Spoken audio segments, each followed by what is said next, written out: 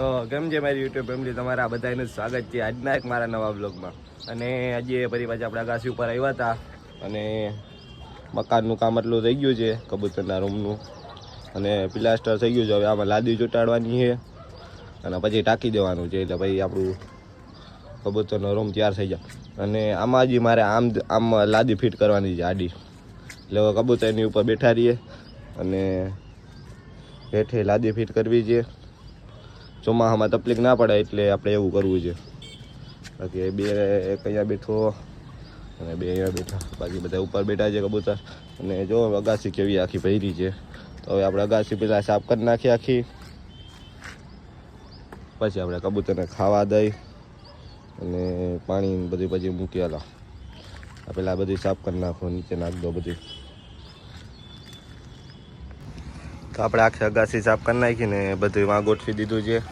કબૂતર ઉપર બેઠા છે ને 4 કબૂતર ઉડે છે, અને કબૂતરને ખાવાનું દઈ દીધું, પાણી દઈ દીધું. બધા કબૂતરને નીચે ઉતાર લઈ. હાલો એ નીચે ઉતરો, હાલો હલા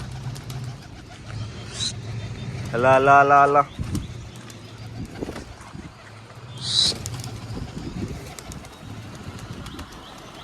હલો, ઉપર બેઠા છે બધા.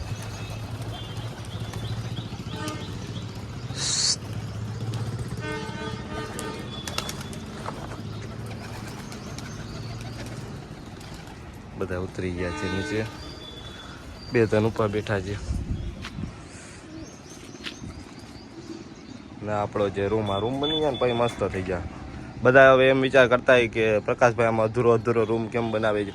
તો પહેલાં તો ભાઈ ઓલું બનાવ્યું ત્યારે એને પાકવા દેવાનું હતું, તો પછી એ પાકી જાય એ પછી આપણે આ પ્લાસ્ટર કર્યું, અને હજી આમાં લાદી ફિટ થાય, પછી ઉપર ઢકાશે અને પછી દરવાજો આવશે.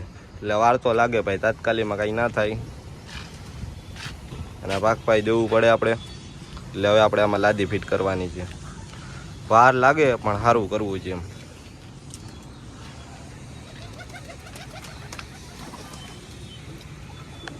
ધંધાય કબૂતરા ઉતરી ગયા છે નીચે અને ખાવા પીવાનું દઈ દીધું.